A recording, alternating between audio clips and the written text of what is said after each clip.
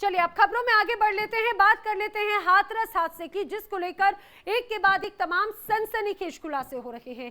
मैनपुरी में भोले बाबा के आश्रम का वीडियो सामने आया। आश्रम में सत्संग हादसे का आरोपी भोले बाबा इसी जगह पर मौजूद है, ऐसा कहा जा रहा है। आश्रम में होटल की तर्ज पर कमरे बनाए गए हैं और इन्हीं आलीशान होटल नुमा अपने आश्रम में बाबा इस समय मौजूद है। आश्रम की कैंटीन का भी जो तस्वीरें सामने आई हैं, बताया जाता है ये कैंटीन किसी आश्रम की कैंटीन नहीं है। जब आश्रम की तस्वीरें आप देखेंगे तो आप समझेंगे कि ये जो है वो कैंटीन भी 5 सितारा होटल की तर्ज पर है। लेकिन सबसे महत्वपूर्ण बात ये जानकारी ये है, खुद सेवादार ने कहा कि मैनपुरी के इस आश्रम में बाबा मौजूद है, लेकिन बाबा आश्रम में होने के बावजूद बाहर नहीं आ रहा। भारी तादाद में आश्रम के बाहर पुलिस बल भी तैनात किया गया है और जो जानकारी सामने आ रही है उसके अनुसार पुलिस करीब 1 घंटे तक आश्रम के अंदर भी रही, लेकिन पुलिस का कहना है कि बाबा फिलहाल अंदर मौजूद नहीं है।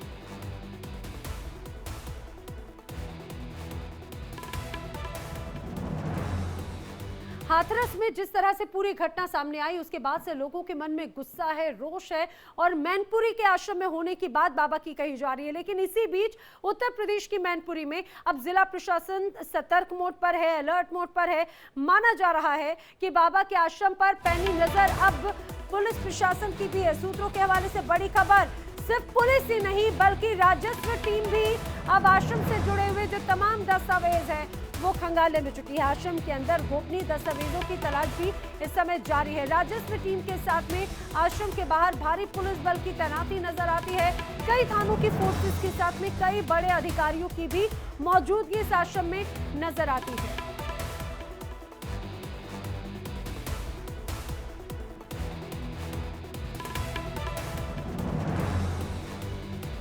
और इस बीच जो एक्सक्लूसिव तस्वीरें एक एक करके इंडिया डेली आपको दिखा रहे हैं, उस तस्वीर को देखकर आप समझिए यहाँ पर आखिर किस तरह से लोगों की भीड़ थी। कल जब घटना ये हुई, जब ये हादसा हुआ तो इस दौरान भगदड़ आखिर कैसे मची। दूसरी तरफ बाबा की कुंडली भी अब लोगों के सामने जैसे जैसे आ रही है, लोगों का गुस्सा जो है वो बढ़ता नजर आता है। आपको बता दें फिलहाल यूपी पुलिस लगातार जांच में जुटी हुई है, एसआईटी मामले की जांच कर रही है।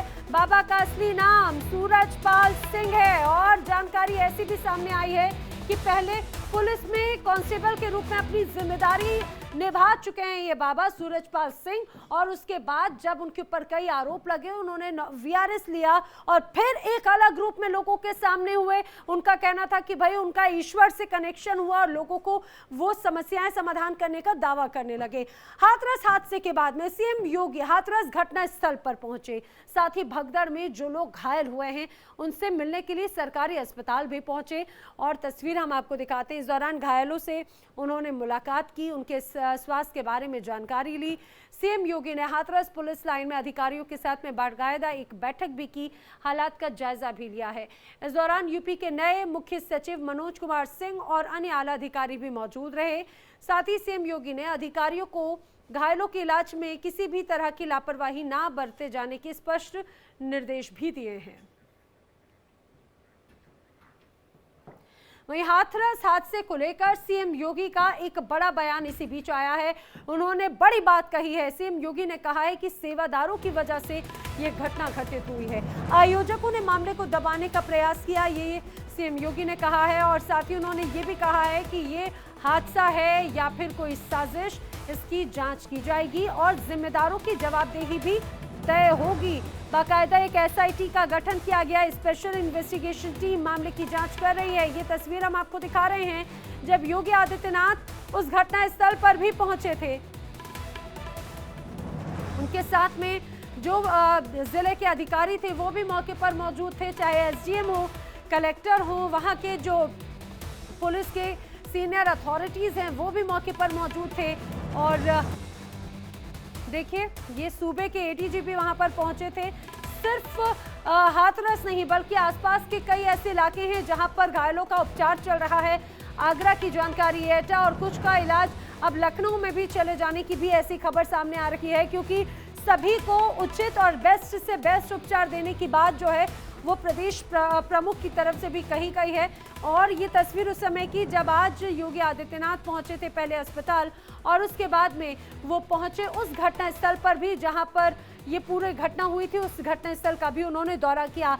आपको बता दें, इंडिया डेली जब ये घटना हुई तब से लेकर अभी तक पल पल की अपडेट आप तक पहुंचा रहा है। हर तमाम तस्वीरें हम आप तक पहुंचा रहे हैं। मेरे साथी इस समय जो ग्राउंड जीरो पर मौजूद हैं, सीधे मैं उनका रुख कर लेती हूँ। हाथरस से नवीन निशांत हमारे साथ में मौजूद हैं। पलक सहगल भी लगातार हम तक तमाम खबरें पहुंचा रही हैं। अखंड प्रताप शाही मैनपुरी से हमारे साथ में हैं। मैं पलक और निशांत का रुख करूं, लेकिन उसके पहले अखंड प्रताप शाही का रुख कर लेती हूं, क्योंकि अखंड, कई ऐसी रिपोर्ट्स हैं जो बार बार ये दावा कर रही हैं मैनपुरी के मुख्य आश्रम में इस समय बाबा मौजूद हैं। क्या कोई और अपडेट सामने आ रही है? क्या पुलिस प्रशासन का कोई अमला यहाँ पर जांच के लिए पहुंचा? क्या ना सिर्फ पुलिस बल्कि जानकारी राजस्व विभाग की टीम भी पहुंची है, यहाँ पर दस्तावेज खंगाल रही है?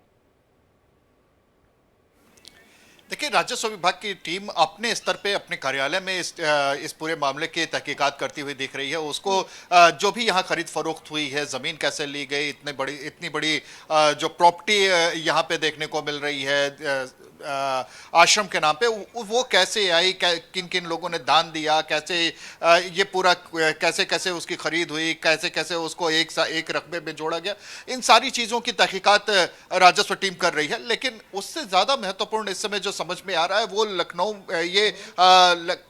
मैनपुरी का जो ये आश्रम है, इस आश्रम में अभी तक बाबा का न मिलना। बाबा यहाँ तक आए, कल सत्संग के बाद उनका स्वागत किया गया, उनके लिए स्वागत में फूल और रंगोलियां बिछाई गई थी, रंगोलियां बनाई गई थी, पूरी सजावट की गई थी। हम थोड़ा सा अपने वीडियो जर्नलिस्ट से कहेंगे कि एक बार वो दिखाएं भी। तो ये आप देखिए, ये पूरा जो साज सजावट है अभी भी इसको हटाया नहीं गया है। ये पूरे किले नुमा ये पूरा आश्रम है, इस किले नुमा आश्रम की दीवारों को खूब ऊंचा रखा गया है। और फिर यहाँ पे बाबा का आना और उस अनुयायियों का यहाँ पे मौजूद रहना। यहाँ पे अभी भी आश्रम के अंदर तकरीबन 200 के आसपास लोग मौजूद हैं, उनके अनुयायी मौजूद हैं, श्रद्धालु उनके मौजूद हैं। इस बात की तस्दीक पुलिस के सीओ ने यहाँ पे सुबह ही जब हम लोग से बात हो रही थी तो उन्होंने इस बात की तस्दीक कर दी थी। लेकिन ना तो कोई अंदर से बाहर जा रहा है और ना ही कोई बाहर से अंदर जा रहा है। ये पुलिस का चारों तरफ से अगर ये कहा जाए कि पुलिस के जवान यहाँ पे तैनात कर दिए गए हैं, पीएसी भी लगाई गई है, कुछ और थानों की पुलिस यहाँ पे बुलाई गई है और लगातार यहाँ पे एक पहरेदारी सा माहौल यहाँ पे देखने को मिल रहा है। यहाँ पे बाहर जमावड़ा है, लोग जो दबी जुबान में जो कुछ यहाँ के बारे में बताते हैं वो इस समय बता रहे हैं कि अंदर क्या कुछ चीज़ें होती हैं, कैसे कैसे यहाँ पे सत्संग होता है, तो क्या कुछ चीज़ें सामने आती हैं। लेकिन अभी कोई खुल के बता नहीं रहा है। हाँ, ये ज़रूर है कि जब सेवादारों से बात हुई तो 2-3 सेवादारों ने ये ज़रूर कहा कि बाबा अंदर हैं और बाबा चूंकि उनको ईश्वर का दर्जा देते हैं उनके श्रद्धालु, तो वो ईश्वर के तरीके से नारायण सरकार हरि साकार हरि का नाम लेते हुए वो उनके जो श्रद्धालु हैं वो कहते हैं कि बाबा अंदर हैं। और पुलिस, हम लोगों ने जब पूछा कि पुलिस को क्यों नहीं मिले तो उनका ये कहना कि पुलिस, ये बात पुलिस जाने। बहरहाल अभी भी जो बाबा के होने की बात कही जा रही है, बाबा अंदर मौजूद हैं और बाबा का न मिलना, बाबा का गायब हो जाना, बाबा का इस पूरे परिदृश्य में सामने न आना, मन में बार बार आते हैं, क्योंकि लगभग 24 घंटे का वक्त हो चुका है या उससे ज्यादा का वक्त हो चुका है। जब हमारे पास में खबर आई थी उसके पहले इस घटना को 24 घंटे से ज्यादा का वक्त हो चुका है। क्या ऐसे रातों रात ये बाबा गायब हो सकते हैं? आखिर बाबा उत्तर प्रदेश में ही मैनपुरी में ही मौजूद है, तो आखिर अभी तक वो सामने क्यों नहीं आए या फिर पुलिस उनसे पूछताछ क्यों नहीं की? ये वो तमाम सवाल हैं जिसका जवाब जनता लगातार तलाश रही है। बहरहाल घटनास्थल का रुख कर लेते हैं, जहां से हमारे दोनों साथी पलक और नवीन हमारे साथ में जोड़ रहे हैं। अब मैं पहले नवीन का रुख कर लेती हूं। नवीन, आपके पीछे मैं देख पा रही हूं ये खेत नुमा, ये वही जमीन है शायद जहां पर कल आयोजन हुआ था सत्संग का। यहां पर लोग मौजूद थे और यही वो दलदल है जिसमें लोग फंसे थे। देखिए, बिल्कुल जो मेरे पीछे आप खेत देख रही हैं वो ये जगह थी जहां पे भगदड़ मचने के बाद लोग खेतों में गिरे। आप देख सकते हैं कि पुलिस ने इस पूरे जगह को कार्डन ऑफ कर दिया है। आप देख सकते हैं कि पुलिस की जो पट्टी है वो यहाँ पर लगाई गई है और आपको तस्वीरें जूम करके दिखाएं तो आपको खेत में बहुत सारे जूते, चप्पल और जो पानी की बॉटल्स होती हैं वो आपको नजर आएंगी। जहां सत्संग हो रहा था वो सड़क की दूसरी तरफ का हिस्सा था और ये पूरा वाकया तब हुआ जब सत्संग करने के बाद बाबा वहां से निकले और उसके बाद जब मेन हाईवे पे पहुंचे तो वहां पहले से जो श्रद्धालु थे वो मौजूद थे। वो बाबा से मिलना चाहते थे, उनके चरण की रज जो है वो लेना चाहते थे, लेकिन सेवादारों ने उन्हें धक्का दिया और उसके बाद जो लोग थे वो इन नालियों में गिरने लगे। जो आपको नाली यहाँ पर नजर आ रही है, जो खेत के किनारे के जो मेड़ होते हैं वो आपको नजर आ रहे हैं, यहाँ पे तमाम लोग गिरने लगे और उसके बाद जो तमाम महिलाएं थी वो उनको कुचलकर आगे बढ़ने लगी और सामने खेत में भी कई लोग घायल अवस्था में पाए गए थे और उनके जो तमाम रिमेनिंग्स हैं, चाहे वो चप्पल हो, कपड़े हो, पानी के बोतल हो, वो अभी के समय आपको खेत में देखने को मिलेंगे। जी ठीक है, यानी कि अभी भी वो तमाम निशानियां, वो तमाम सबूत जो हैं यहाँ पर वो चीख चीख के बता रहे हैं कि आखिर कल यहाँ पर क्या हुआ। पलक, आप ही रुक कर लेती हूँ। पलक, आप भी घटनास्थल के दूसरे हिस्से की तरफ हैं। आपसे कुछ देर पहले मुख्यमंत्री योगी आदित्यनाथ खुद मौके पर पहुंचे, उन्होंने आला अधिकारियों से बाकायदा स्थिति का जायजा लिया। जरा बताइए, आप जिस जगह पर मौजूद हैं वहां को लेकर क्या बातें बता रहे हैं लोग, कल यहाँ पर क्या हुआ था? बिल्कुल नैना, जिस तरीके से नवीन ने अभी जानकारी दी, मैं उस तरफ अगर तस्वीर दिखाऊं तो आप देखेंगे वहां पर आपको दिखेगा वो मंच है जहां पर बाबा जो है वे प्रवचन दे रहे थे। अब यहाँ पर आपको बता दें कि एक एग्जिट बनाई गई थी, जैसे कि इंडिया डेली ने एक रिपोर्ट भी भेजी कि किस तरीके से कंक्रीट बनाया गया था। नैना जानकारी ये दे दे, 8 से 10 दिनों के बीच में, आई रिपीट 8 से 10 दिनों के बीच के अंदर ये कंक्रीट सिर्फ जमीन बनाई गई बाबा के चलने के लिए। अब बाबा यहाँ से चल के जब वहां से आते हैं, कैमरा पर्सन जिस तरीके से मूव कर रहा है इस कैमरा को, वैसे वैसे बाबा जो है वे मूव कर रहे हैं अपने काफिले के साथ। अब क्या होता है, जैसे ही बाबा पहुंचते हैं यहाँ पर मेन रोड पर, उस वक्त लोगों का उत्साह इतना ज्यादा हो जाता है, उनकी भक्ति इतनी ज्यादा हो जाती है, वे इतने ज्यादा उत्तेजित हो जाते हैं उस वक्त नैना, कि यहाँ पर मौजूद जो लोग हैं, जिसकी तस्वीर अभी नवीन आपको दिखा रहे थे, उन लोगों को बाबा की सिक्योरिटी ने पीछे कहने के लिए कहा। वे मानने को तैयार ही नहीं थे और यही कारण रहा कि भगदड़ मच गई। वो जैसे ही हाईवे से पीछे हो रहे हैं तो सारे जो लोग थे वो हाईवे के उस पार, जो उस पार हम कह रहे हैं कि जो वहां पर खेत है, वहां पर भगदड़ मच गई। ये पूरा वाक्य जो है अब तक हमें समझ आ पा रहा है क्योंकि हमने जितने भी लोगों से यहाँ से बातचीत की, उन्होंने यही बात कही कि बाबा का काफिला आ रहा था और लोगों के अंदर उत्साह था और वह बाबा के दर्शन के लिए, उनके दीदार के लिए, उनके पैर को छूने के लिए, अब कई सारी ऐसी चीजें जो है वे कही जा रही है। लेकिन बाबा के ऐसी सिक्योरिटी के जो लोग थे वो नहीं चाहते थे कि उनके काफिले के अंदर कोई भी रुकावट आए, क्योंकि बाबा को, क्योंकि हाईवे है वहां से मूव करना है मेन रोड से, तो उन्हें पीछे जाने के लिए कहा गया और इस वजह से भगदड़ मच गई। ठीक है, और मैं ये कहूंगी कि आप लोग अगर संभव हो, आसपास में देख रही हूँ कई लोग जो हैं वो घटना स्थल पर पहुंचे हैं, कई लोग वहां पर गाड़ियां लगाकर उस तस्वीर को देख रहे हैं। संभव हो तो उनकी प्रतिक्रियाएं भी हम जानेंगे कि आखिर उनके मन में क्या राय है। पलक और नवीन, अगर संभव हो तो उन लोगों की राय हम तक पहुंचाएं, लेकिन उसके पहले मैं जरा रुक कर लेती हूँ अखंड प्रताप शाही का। अखंड, आप जिस जगह पर मौजूद हैं, कहा जाता है यही वो मुख्य स्थान है जो एक तरह से गढ़ बन चुका है बाबा का, और यही इसी जगह पर, जिसे राम कुटीर नाम दिया गया है, इस राम कुटीर ट्रस्ट के माध्यम से देश भर में अलग अलग जगहों पर कार्यक्रम होते हैं। आखिर कब से राम कुटीर बना, कब से आश्रम है, आसपास के लोग क्या कहते हैं बाबा को लेकर, और ये आलीशान आश्रम जो कि महल नुमा बना हुआ है, इसके बारे में क्या बताते हैं लोग? लोगों का तो ये कहना है कि ये बहुत जल्द यहाँ पे एक जाटो समाज का है एक व्यक्ति जिसने अपनी ज़मीन यहाँ पे यहाँ ट्रस्ट को दान दी और उसके बाद से कई और दानदाताओं ने यहाँ पे अपने दान के जरिए इस आश्रम को बनवाया। तो ये आश्रम बना है बहुत जल्दी, अभी बहुत साल नहीं हुए, मुश्किल से हमें लगता है कि कितने साल हुए होंगे। मैं यहाँ पे कुछ लोग खड़े हैं, उन्हीं से जानने की कोशिश, कितने साल हुए होंगे अभी इस आश्रम को? 4 या 5 साल। 4 या 5 साल बता रहे हैं। अच्छा, इस आश्रम में कुछ विशेष गतिविधि दिखाई देती है? कितने लोग अमूमन रहते हैं एक बार? अंदर करीब 200। अभी भी 200 लोग होंगे? हाँ, लगभग होंगे 200। अच्छा, बाबा को लेके जो अफवाह उड़ रही है कि बाबा अंदर हैं, तो इसको लेके क्या लग रहा है? आप आ जाओ, आगे आ जाओ। नहीं बता पाओगे? आप बताओ, बाबा के अंदर होने की बात जो कही जा रही है कि कल से बाबा आए और उसके बाद से निकले नहीं, तो बाबा क्या अभी भी अंदर है? अंदर क्या कोई ऐसी चीज है कि उस रास्ते से निकल सकते हो? बाबा अंदर हैं, बाबा डर के मारे अंदर छुपे हैं।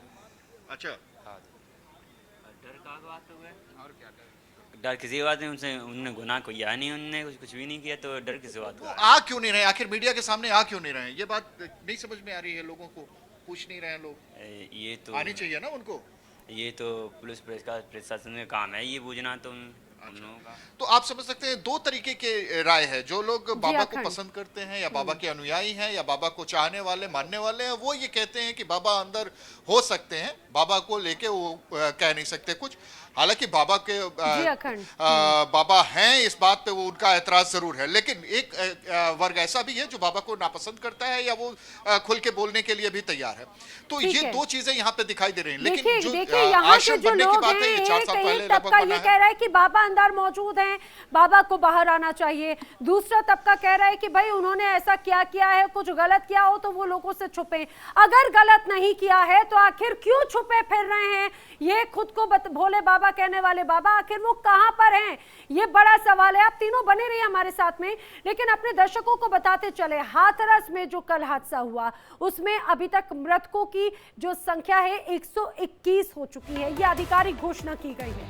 कई लोगों का इस दौरान अस्पताल में उपचार जारी है, जिनकी हालत गंभीर बनी हुई है, और 34 जिलों के डॉक्टर्स और प्रशासन की जो टीम है उन्हें अलर्ट मोड पर रखा गया है। आपको बताते चले, जिस तरह से घायलों की कल से तस्वीर यहाँ पर नजर आ रही थी, उसके बाद से ही लगातार यहाँ की एक एक तस्वीर जो है वो सामने आई। आखिर कैसे भीड़ इकट्ठा हुई और कैसे जो सूरजपाल सिंह हैं, जिन्हें जो खुद को भोले बाबा लोगों के सामने बताते हैं, सूरजपाल सिंह कहां पर आखिर इस समय छुपे हुए हैं, कहां दुबके हुए हैं। हाथरस मामले में शवों की भी पहचान होना शुरू हो चुकी है। अब तक 109 शवों की पहचान की जा चुकी है और बाकायदा उनको लेकर लिस्ट भी जारी है, प्रशासन की तरफ से की गई है। कल जब ये पूरी घटना सामने आई थी उसके बाद में हेल्पलाइन नंबर्स जो हैं लोकल प्रशासन की तरफ से जारी किए गए थे, और कई ऐसे लोग थे जो यहाँ तहाँ इधर उधर परेशान फिर रहे थे कि आखिर उनके अपने कहाँ पर हैं। कुछ लोग लापता हैं, लेकिन अभी तक 121 में से 109 लोगों की पहचान की जा चुकी है। नवीन निशांत का मैं रुख कर लेती हूँ। नवीन, आप उस अस्पताल में भी पहुंचे थे जहां पर घायलों का उपचार चल रहा है, आप उस अस्पताल में भी पहुंचे थे जहां पर शव रखे गए हैं, शवों का अंबार वहां पर रखा हुआ है, कई शवों की पहचान हो गई है, कई लोग अपनों को ढूंढते ढूंढते यहाँ वहां हताश फिरते हुए भी नजर आए। आपने क्या देखा, वो जरा खास बड़ी बातें बताएं।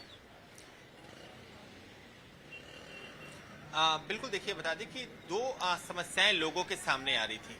पहले ये थी कि बहुत से गांव से लोग आए थे और सबसे बड़ा सवाल ये था कि उसमें लोग भटक गए थे, यानी आपस में संपर्क नहीं हो पा रहा था। कुछ ऐसी भी महिलाएं आई थी ना जिनके पास कोई मोबाइल था ना संपर्क साधने का दूसरा साधन। वैसे ही एक बूढ़ी अम्मा मिली थी जिनकी जो पोती थी वो लगभग कल गुम हो गई थी, 15-16 साल की थी और वो 3 हॉस्पिटल का चक्कर लगा चुकी थी। जो एटा का हॉस्पिटल है वहां पर, उसके अलावा जो CHC है वो, और फिर जो थक हार कर वो हाथरस जिला हॉस्पिटल पहुंची थी, लेकिन वहां भी उनकी पोती नहीं थी और ना ही जो मृतकों की सूची थी उसमें उनका नाम था। तो वो सुबह से परेशान थी। कुछ महिलाएं ऐसी थी जो अपने परिवार से झगड़ा करके यहाँ पहुंची थी। अतरौली यहाँ पर एक गांव है, वहां से लगभग 3 से 4 महिलाएं बच्चों के साथ यहाँ पहुंची थी अपने घर में झगड़ा करके। शायद बहुत हद तक संभव था कि उनके घर वालों ने इस सत्संग में आने से मना किया था, लेकिन महिलाएं जिद करके आई थी। उसमें से 2 महिलाएं लापता बताई जा रही है जिनका कोई सुराग नहीं मिल रहा। तो तमाम परिजन बेचैन हो रहे थे, हॉस्पिटल का चक्कर लगा रहे थे, पुलिस स्टेशन का चक्कर लगा रहे थे, लेकिन किसी के पास कोई सटीक जवाब नहीं था। क्योंकि कल जब ये हादसा हुआ तो बहुत कम समय में बहुत ज्यादा लोगों का नुकसान हुआ। कई लोग ऐसे थे जो अपनों से भटक गए। यहाँ की स्थिति ये थी कि जिसको जो सवारी मिली, जो वाहन मिले, उसमें बैठ के वो नजदीकी हॉस्पिटल पहुंचे। उस समय इतना समय नहीं था कि लोग अपनों की तलाश कर सके या फिर एक साथ एक हॉस्पिटल या एक जगह जा सके। तो ऐसे में एक समस्या ये भी है कि अपनों की तलाश करना, वो भी अभी के समय एक बहुत बड़ी समस्या निकलकर सामने आ रही है।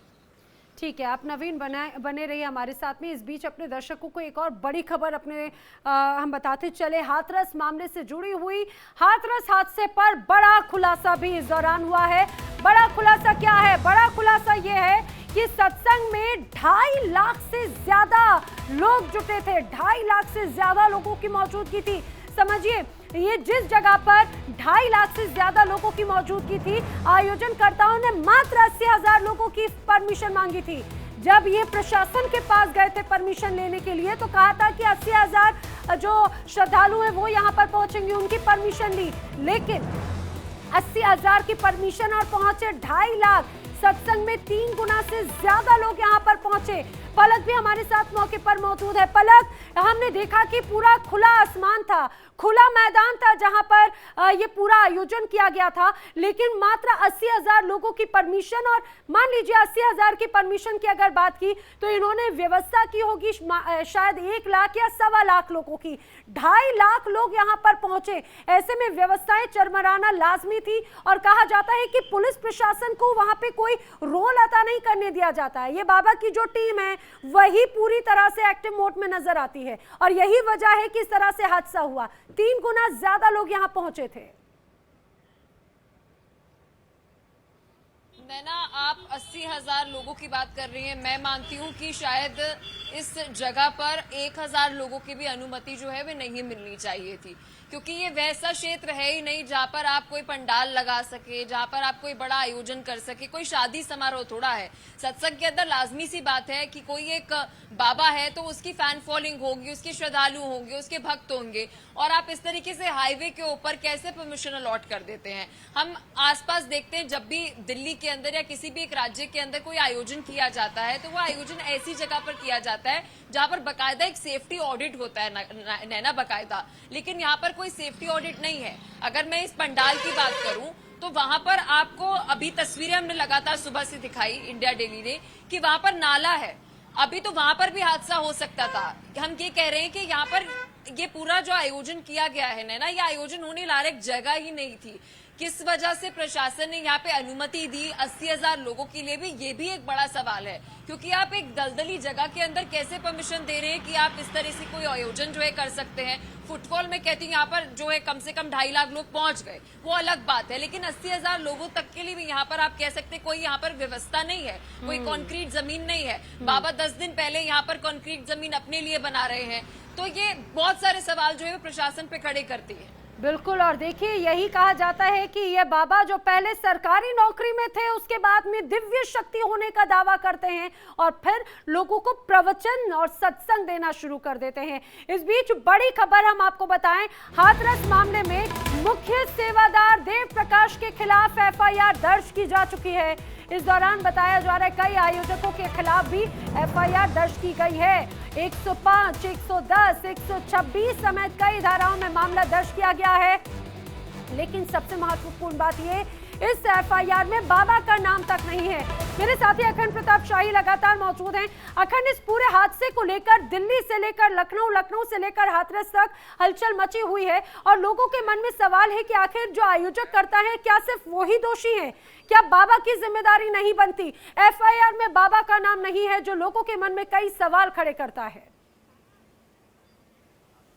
बिल्कुल, बाबा का नाम FIR में नहीं होना बहुत सारे सवाल खड़े कर रहा है, बहुत सारी बातों को नए सिरे से सोचने के लिए मजबूर कर रहा है। इसमें एक बात बहुत सामान्य है कि अगर जो मुख्य आयोजन करता है उसका नाम निश्चित रूप से उसको मुख्य साजिशकर्ता या मुख्य आरोपी के तौर पे आप उसके खिलाफ FIR दर्ज कराइए, ये बिल्कुल जायज़ है। लेकिन जिसके नाम पे ये भीड़ जुट रही है, जिसको भगवान का दर्जा दिया जा रहा है, जिसको देखने सुनने के लिए लोग इतनी बड़ी तादाद में, जहां पे 2.5 लाख के आसपास की भीड़ जुटती है, तो वो अचानक से तो नहीं होता। वो अगर बेदाग होता है, वो अगर उस पे कोई उससे जांच न, उसके खिलाफ जांच न हो, उससे पूछताछ न की जाए और इन सारी चीजों के बीच में वो पूरे घटनाक्रम के बाद वो गायब हो जाए, तो ऐसी जो स्थितियां हैं ये निश्चित तौर पर पूरे पुलिसिया कार्रवाई को भी कहीं ना कहीं सवालों के घेरे में बिल्कुल, खड़ा और करती है। अखंड देखने वाली बात है, क्योंकि एक तरफ खुद मुख्यमंत्री योगी आदित्यनाथ कहते हैं कि दोषियों पर सख्त कार्रवाई की जाएगी, जो भी दोषी होगा, जो भी शामिल होगा, इसमें उसे बख्शा नहीं जाएगा। आखिर क्या बाबा पर भी कोई एक्शन होता है, ये देखने वाली बात है। पलक, नवीन और अखंड, आप तीनों नजर बनाए रखें। फिलहाल जानकारी के लिए आपका धन्यवाद। लेकिन जो तमाम बड़ी खबरें इस पूरे मामले से जुड़ी हुई, वो खबरें हम आप तक पहुंचा रहे हैं। वक्त यहाँ पर एक छोटे से ब्रेक का।